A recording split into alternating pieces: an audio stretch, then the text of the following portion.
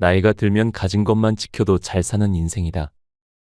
하지만 요즘은 하이에나 같은 사람들이 득실거려서 나도 모르게 피해보는 경우가 많습니다. 그럴 때 필요한 것은 우리에게 지혜를 전해주는 선조들의 말씀이지 않을까 생각합니다. 그래서 오늘은 다산정약용이 전하는 나이가 들수록 하지 말아야 할 5가지와 삶의 지혜를 주는 인생 조언을 담아봤습니다. 영상 아래에 좋아요와 구독 버튼 한 번씩 눌러주시면 감사하겠습니다. 지금부터 시작합니다. 첫 번째, 스쳐가는 인연을 붙잡지 마라. 옷깃만 스쳐도 인연이라 하지만 옷깃만 스친 사람들까지 모두 인연을 맺을 필요는 없다. 스쳐가는 사람들을 모두 다 인연으로 만들려 하다 보면 정작 좋은 인연에게 소홀할 수 있다. 인연을 너무 헤프게 맺어서는 안 된다. 인간에게 주어진 시간의 유한함을 늘 명심해야 한다. 시간의 유한함을 생각한다면 내가 가용할 수 있는 시간을 따져보고 이를 반드시 기회비용으로 연결하여 생각해봐야 한다. 진정한 인연과의 소중한 시간을 지키기 위해서라도 스쳐가는 인연은 무심코 지나쳐야 한다. 평소 이것을 구분할 수 있는 눈을 길러야 한다. 그것을 구분하지 못하고 모든 사람들과 인연을 헤프게 맺어놓으면 정작 좋은 인연을 만날 수 있는 기회를 놓치게 된다. 돈으로 환산할 수 없는 엄청난 기회비용을 잃는 것이다. 단지 좋은 인연을 만나지 못하는 것으로 그치면 좋겠지만 그렇지 않다. 좋지 않은 인연들로 인해 내 삶이 피해를 입는다. 그렇게 피해 입은 시간과 감정은 무엇으로도 보상받지 못한다. 몇몇 진실한 인연들만 있어도 삶을 살아가는데 크게 부족함이 없다. 그러니 누가 사람을 많이 알고 지낸다고 해서 그것을 부러워할 필요가 결코 없다. 두 번째, 부고를 알릴 때 이 한 가지를 하지 마라. 경조사 같은 큰일을 겪고 나면 인간관계를 재정립하게 된다. 고마운 사람과 서운한 사람이 극명하게 나뉜다. 사람이라 충분히 그럴 수 있다. 그런데 부고를 알리는 것이 예의인 사람이 있고 알리지 않는 것이 오히려 예의인 사람이 있다. 일면식만 있는 사이에 부고 소식을 알리는 것은 상당히 신뢰되는 일이다. 학교를 졸업한 후 수십 년 동안 연락이 없던 동창이 어느 날 경조사 소식을 보내온다면 이는 황당함을 넘어서 괘씸한 마음이 든다. 주위에 오지랖 넓은 인물이 소식을 알리는 일도 삼가야겠지만 본인이 직접 소식을 전하는 일은 더더욱 신중을 기해야 한다. 알리지 말아야 할 상대에게 경조사를 알리는 것은 회신을 하지 않은 사람의 잘못이 아니라 알린 사람의 잘못이다. 그로 인해 서운함을 느끼고 인간관계를 정리해야겠다는 생각이 들 수도 있다. 하지만 그런 생각은 예의 없는 연락을 받은 상대가 나보다 먼저 할 수도 있다고 생각하는 것이 좋다. 경조사를 알리는 것을 상대를 테스트하는 수단으로 삼아서는 안 된다. 연락처에 있는 모두에게 연락을 한 후 부조를 하면 좋고 안 하면 그만이라는 생각을 해서는 안 된다. 꼭 필요한 사람에게만 연락하고 그렇지 않은 상대라면 넘겨야 한다. 차라리 알리지 않아서 서운한 것이 낫다. 나중에 알게 되더라도 내가 상대를 위하는 마음에서 그리했다고 이해한다면 이내 섭섭함은 사그라진다. 하지만 알리지 않아야 할 상대에게 알려서 신뢰를 범한다면 이는 상대에게 속물처럼 비쳐 인간관계 단절로 이어질 수 있다. 알리지 않아서 조금 섭섭하고 마는 것이 낫지 굳이 알려서 염치 없다는 소리를 들을 필요가 없다. 세 번째, 인맥을 자랑하지 마라. 많은 사람을 안다고 습관처럼 자랑하는 사람을 항상 조심해야 한다. 사람은 내가 내세울 것이 없으면 주의를 판다. 본인보다는 주의를 내세워 인맥 자랑을 하는 법이다. 많이 친하지도 않은 상대를 무척이나 친한 것처럼 자랑을 하지만 대부분 상대는 그렇게 생각하지 않는 경우가 많다. 누구를 안다고 자랑하기보다는 내가 먼저 자랑스러운 사람이 되는 것이 좋다.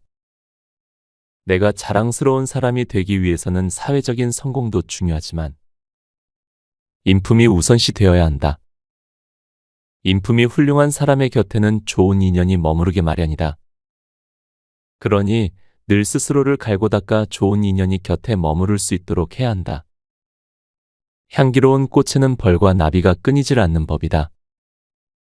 향기가 나는 사람이 되도록 노력해야 한다. 늘 내 스스로가 주위에 좋은 인맥이 될 수 있도록 노력하는 것이 좋다. 향기가 나는 어른은 그 자체로 존중받는다. 네 번째, 외모에 소홀히 하지 마라. 항상 머리를 단정하게 손보는 것이 좋다. 사람을 만날 때 가장 먼저 보는 것이 대부분은 얼굴이다. 머리가 부스스하게 흐트러져 있다면 단정치 못하게 보일 것이 뻔하다. 머리가 길고 짧은 것과는 상관없이 머리는 늘 흐트러짐 없이 정리하는 습관을 길러라. 약속 장소에 나가더라도 늘 10분 일찍 나가서 화장실에서 머리와 얼굴을 단정하게 매만지는 습관을 가지는 것이 좋다. 옷을 단정하게 입어라. 늘 정장만 입으라는 것이 아니다. 아무렇게나 입지 말라는 것이니 오해가 없기를 바란다. 나의 경우에는 옷을 너무 편하게 입으니 행동도 복장과 마찬가지로 흐트러지는 것을 느낄 수 있었다. 이는 내가 수양이 부족하여 나타나는 현상일 수도 있다. 하지만 옷을 단정하게 입으니 반대로 언행의 변화가 일어났다. 입에서 나오는 말과 나의 태도가 절제되고 순화되어 겉으로 표현되는 것을 느꼈다. 나도 모르게 겉으로 드러나는 행동이 신사적으로 바뀌었다. 옷이라 하여 그저 옷이 아니다. 옷 하나 다르게 입는 것으로부터 나의 변화가 시작되니 이것을 어찌한나 천조가리로만 생각할 수 있겠는가. 옷이 날개라는 말이 있다.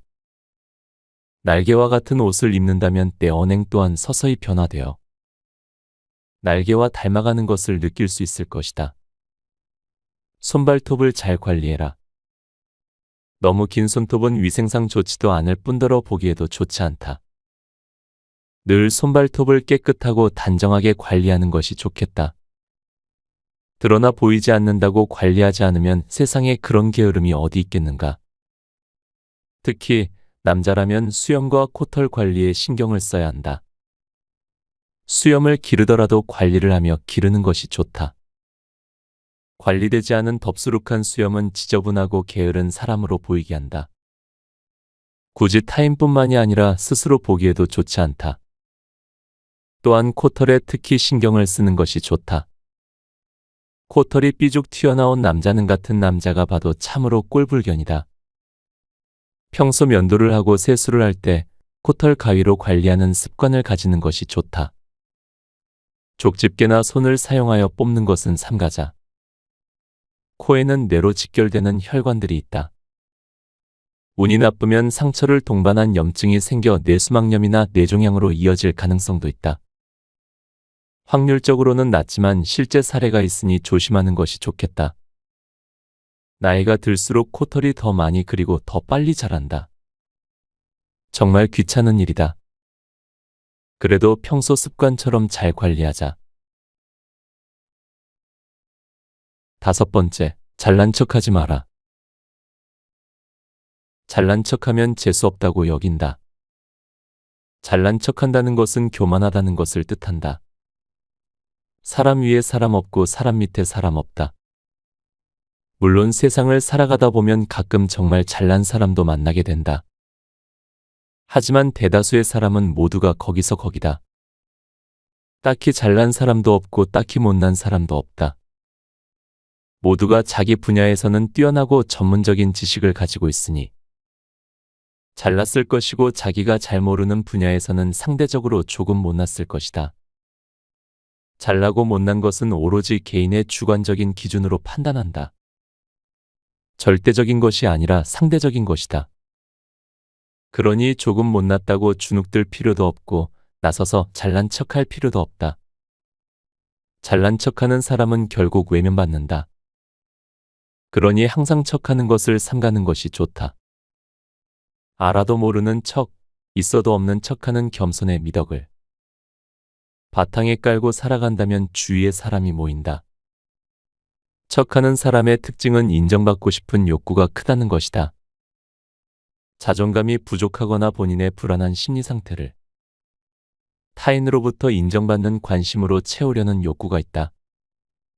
또한 어릴 적부터 인정을 받지 못하고 자란 미성숙한 심리 상태가 성인이 되어서도 성숙하지 못하게 되면 그것이 잘난 척하는 행동으로 나타날 수 있다. 결국 자아가 미성숙하여 나타나는 현상이라 할 수 있다. 자신감과 잘난 척하는 것은 종이 한 장 차이다. 매사에 자신감을 가지고 살아가되 잘난 척하는 것과는 거리를 두는 것이 좋겠다. 자아가 성숙한 사람이라면 굳이 잘난 척하지 않아도 주위에서 알아준다. 굳이 타인에게 확인받으려 하지 않아도 좋다.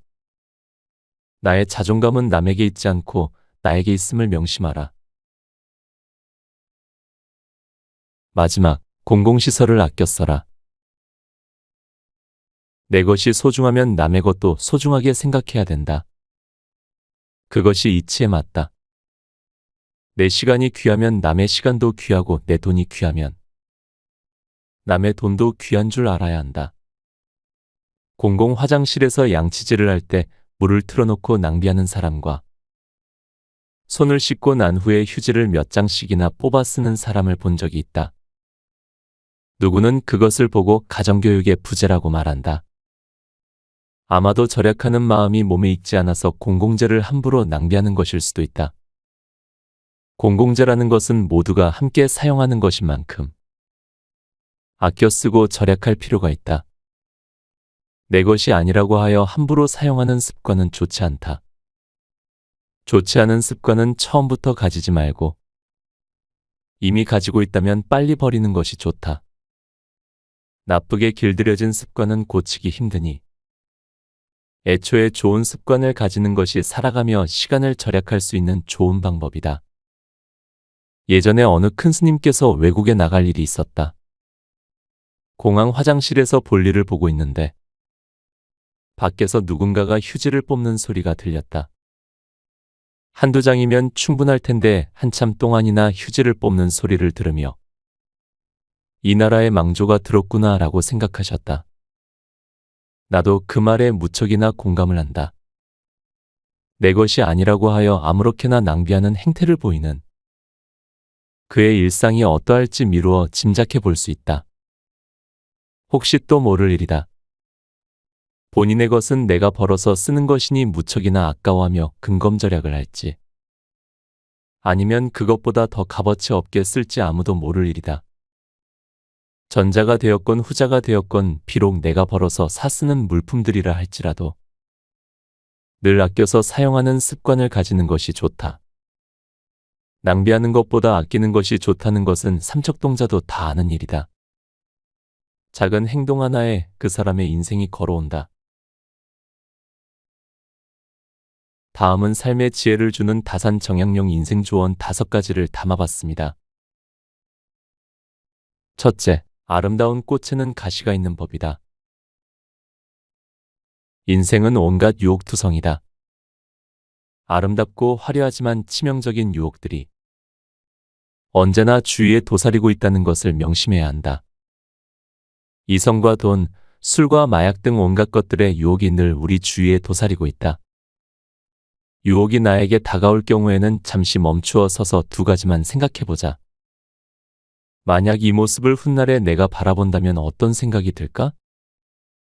내 부모와 자식들이 이 모습을 본다면 과연 어떠할지를 생각해본다면 유혹을 이겨낼 수 있는 하나의 좋은 방편이 될지도 모른다.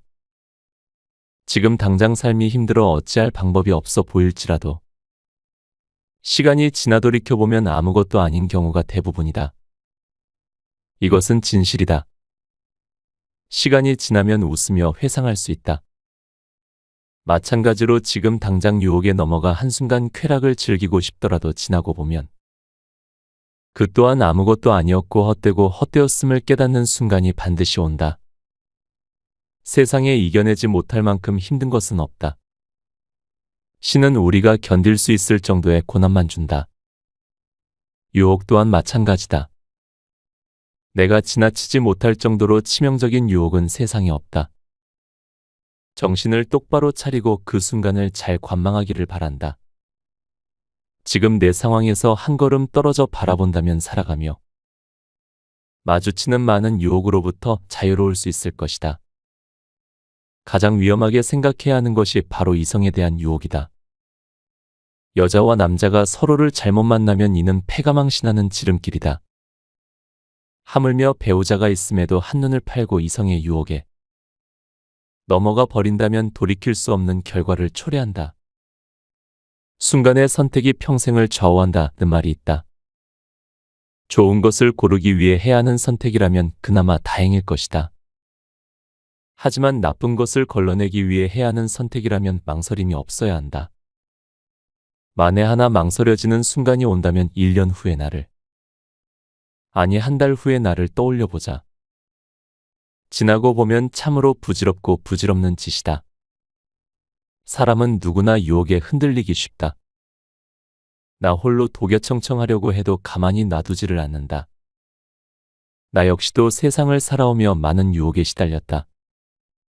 이성의 유혹, 돈의 유혹, 술의 유혹이 나를 무척이나 괴롭혔다.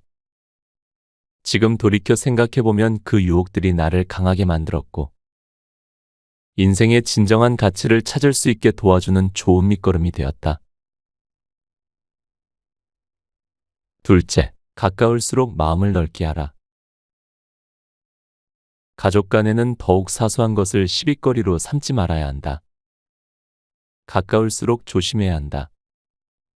사람은 가까이 있는 것은 귀한 줄 모르고 귀한 것도 자주 대하다 보면 사소한 줄 안다. 이것은 내가 살아오며 많이 저지른 실수다. 모두가 이런 실수를 답습하지 않았으면 하는 바람을 가진다. 나와 가장 가까운 가족에게 다정히 대하고 사소한 것은 못 본 채 하고 넘어가는 아량을 가지는 것이 좋다. 그렇게 쌓은 참을 인으로 인해 나와 주변이 편안해진다. 시간이 지나 돌이켜 생각해보면 시비거리라고 생각했던 거의 대부분이 아무것도 아닌 일들이었다는 것을 느낄 것이다. 나는 저런 꼴은 절대 못 봐. 다른 건 다 참아도 그건 절대 못 참아. 목에 칼이 들어와도 아닌 건 아니야. 사람들이 흔히 하는 말들이다. 하지만 세상에 절대라는 것도 원래라는 것도 없다. 또한 내 기준에서 옳은 것이 상대 입장에서는 아닐 수도 있고 그 반대일 수도 있다. 사소한 일에 자존심을 세우고 목숨을 걸었다가는 매일 시비거리에 휘말려 정작 내가 하고자 하는 큰일을 이루기가 힘들다. 사람이 목숨을 걸어야 할 때 걸어야지 목숨이 몇 개라고. 살아가며 쓸데없는 일에 그리도 많은 목숨을 건단 말인가. 스스로가 진정 목숨이 9개인 고양이의 화신이라도 된 줄로만 아는 것인가. 화가 올라올 때는 항상 심호흡을 하며 화를 누그러뜨리고 한 걸음 물러서서 나를 바라보는 것이 좋다. 그럼 웬만해서는 사소한 일에 목숨을 걸 일이 없다. 나의 내면과 육신을 손상시키는 일 또한 줄일 수 있으니 이를 꼭 기억하는 것이 좋다. 늘 모든 화는 한순간을 참지 못해 일어나는 법이다. 부지불식간에 일어나는 화를 한순간 참을 수만 있다면 모든 것이 순조로울 것이고 사소한 일에 목숨을 거는 일 또한 줄어들 것이다. 살아가며 사소한 일에 목숨을 걸며 쓸데없는 에너지를 낭비하지 말아야 한다. 힘은 정말 필요한 일에 값어치 있게 정성을 다해 쏟아야 한다. 책 곁에 두고 방송 이어갑니다. 셋째, 물건에 집착하지 말아야 한다. 자칫 물건이 상전이 될 수가 있다. 살아가며 그다지 많은 것들이 필요하지는 않다. 입을 옷 몇 벌과 읽을 책 몇 권이면 족하다. 물론 생활에 필요한 필수 요건들은 어느 정도 갖추어야겠지만 말하고자 하는 것은 사치품들을 일컫는 것이다. 법정 스님은 살아생전 만년필을 사용했다. 원래는 하나의 만년필만 사용했는데 출장을 다녀오며 하나씩 사모으다 보니 나중에는 만년필이 많아져서 처음 가진 하나의 소중함을 잊게 되었다. 그 이후 원래대로 하나의 만년필만 남기고 나머지는 다 정리했다고 한다. 본디 사람은 하나가 있어야 소중한 줄 아는 법이다. 여러 개가 되면 그 소중함을 잊어버린다. 사람이든 물건이든 똑같다. 내가 가진 단 하나의 소중함을 늘 기억해야 한다. 값비싼 것이라서 소중하고 소박하다고 하여 값어치가 없는 것은 아니다. 내가 가진 단 하나의 소중함을 늘 기억해야 할 필요가 있다. 물건이든 사람이든 집착하면 내 마음이 괴로워진다. 사람에 대한 것은 서로의 관계에서 우러나는 것이다. 즉, 마음에서 우러나는 것이다. 그러니 평소 마음 공부를 하며 살아간다면 조금씩 나아질 수 있을 것이다. 그런데 물건에 대한 집착은 어리석고 또 어리석은 짓이다. 세상에 닳지 않는 물건이 어디 있고 평생 쓸 수 있는 물건이 어디 있겠는가? 그러니 평소 집착을 하지 않을 정도의 것들만 몸에 지니는 것이 좋다. 혹시라도 물건의 금전적인 값어치를 떠나 소중한 의미가 있는 것이 생길 수 있다. 의미가 담긴 선물이 이에 해당될 것이다. 하지만 그 또한 하나의 물건일 뿐이다. 선물을 한 이의 마음을 기억하면 될 것이고 그것의 의미만 떠올리면 될 것이다. 의미 부여는 원래 마음에서 일어나 스스로가 만드는 것이다. 그러니 그 의미를 지워버리는 것도 다른 무언가의 의미를 부여하는 것도 결국은 내 마음이다. 이를 잘 생각하여 물건에 집착하는 습관을 애초에 가지지 않도록 노력하는 것이 좋다. 물건은 그저 물건일 뿐이다. 값어치로 따지자면 사람에 비할 만큼 귀한 물건은 애당초 세상에 없다. 물건에 집착하지 마라. 물건이 어느 순간 나의 상전이 될 수가 있다. 넷째, 남이 도와주는 걸 당연하게 생각하는 일. 타인에게는 고마운 마음을, 스스로에게는 당연한 마음을 가져야 한다. 당연한 마음과 고마운 마음을 항상 잘 생각하며 살아가야 한다. 사람은 상대의 친절은 당연하게 생각한다. 그리고 내 친절에는 상대가 고마워하기를 바란다. 이러면 마음의 언짢은 기분이 싹 튼다. 늘 고마워하되 당연하다고 생각하지 말 것이며 당연히 하되 고마움을 바라지 말자. 그러면 내 마음이 한결 편해질 것이다. 항상 상대의 친절에는 고마운 마음을 가지되 그것을 당연하다고 생각하면 안 된다. 당연하다고 생각하는 순간 상대는 내 마음을 느끼게 되고 서운함이 시작될 것이다. 또한 내가 베푸는 친절은 당연히 하되 결코 상대의 고마움을 바라지 말아야 한다. 고마움을 바라는 순간 내 친절은 물거품이 될 것이다. 그러니 항상 고마운 마음과 당연한 마음, 그 두 가지 마음을 적절히 사용한다면 늘 편안한 마음가짐으로 세상을 살아갈 수 있다. 예컨대 우리 가족을 위해 늘 식사를 준비하는 엄마에게 매번 인사를 하며 고마움을 표현해보자. 이런 마음이 가장 기본이자 평소의 연습으로 삼을 수 있는 좋은 방법이다.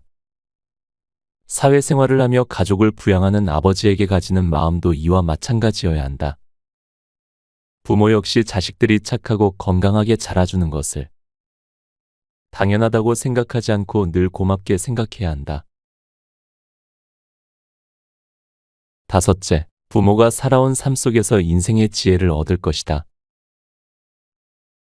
50은 50의 인생을 알고 60은 60의 인생을 알고 70이 되어서야 70의 인생을 안다는 말이 있다. 사람들은 내가 아는 것이 세상의 전부인 양 생각하며 살아간다. 그러나 내가 아는 것은 세상의 티끌일 뿐 인생 선배의 경험을 바탕으로 배울 수 있는 것들이 참으로 많다. 하물며 그 선배가 내 부모라면 세상 그 어떤 선배보다도 자세하게 잘 가르쳐 줄 것이다. 그러니 얼마나 가깝고도 좋은 삶의 스승이라 할 수 있겠는가. 물론 부모라고 해서 모두가 성공한 사업가이거나 명성이 자자한 지식인일 수는 없다. 모든 부모가 그럴듯한 인생을 살아온 것은 아닐 것이다. 내 부모의 삶이 인생의 길이에 비해 깊이가 부족할 수도 있다. 그러나 깊으면 깊은 대로, 얕으면 얕은 대로 배울 것이 있다. 좋은 것은 배워서 내 것으로 만들고 좋지 않은 것은 그 또한 배워서 그렇게 하지 않아야겠다는 생각을 한다면 삶에 또 다른 도움이 될 것이다. 새로운 열매는 새로운 가지에서 열린다. 새로운 사람을 통해 새로운 일이 만들어지고 내가 몰랐던 것들을 알게 될 가능성이 높다. 하지만 애초에 나무에 뿌리와 기둥이 없었다면 새로운 가지 또한 생겨날 리 만무하다. 부모 자식 간의 인연은 본인이 선택할 수 있는 것이 아니다. 말 그대로 하늘이 맺어준 인연이다. 부모가 자식을 생각하는 100분의 1만 자식이 부모를 생각해도 부모는 살아가며 섭섭한 일이 없을 것이다. 사람은 나이만큼 늙는 것이 아니라 본인의 생각만큼 늙는 것이다. 그 사람의 뒷모습이 보이기 시작한다면 비로소 상대를 이해하고 사랑하는 것이라는 말이 있다. 뒷모습이 보이기 시작한 상대가 부모님이나 선배나 친구일 수도 있고 배우자나 자식일 수도 있다. 누가 되었건 상대의 뒷모습이 보이기 시작한다는 것은 그가 살아온 인생을 알고 싶고 그를 이해하기 시작한다는 말로도 해석할 수 있다. 자식이 60이 되어도 8, 90이 된 노부모는 늘 자식이 아니를 걱정한다. 나는 내 아버지가 이런 말을 평소에 두고 쓰시기에 그저 잔소리로만 치부하였다. 그러나 어느 날 내 부모의 뒷모습이 보이기 시작한 순간부터 한낱 잔소리가 아니라 그런 말들이 가슴에 와닿기 시작하더라. 그러니 부디 이 글을 기억하시길 바란다. 내가 세상을 살아가며 방향을 잃었을 때 부모의 인생을 공부했던 시간을 떠올려보자. 그리고 그들의 인생이 내 인생에 나침반과 같은 역할을 할 수 있도록 그들의 삶을 복기해보자. 곁에 두고의 짧은 생각.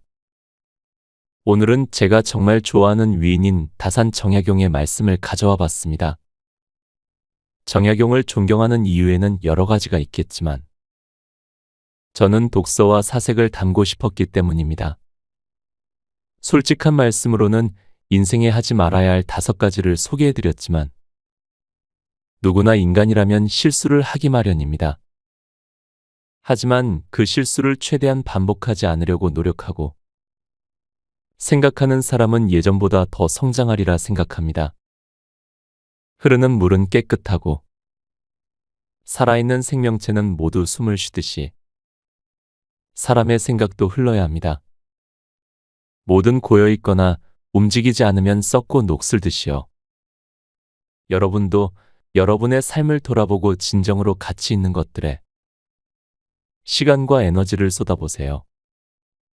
내 생각이 흐르고 내 생각대로 움직인다면 여러분도 아이들에게 존경받는 한 어른이 되어 있지 않을까 생각합니다. 오늘도 함께 해주셔서 감사합니다. 책 다산의 마지막 편지를 읽고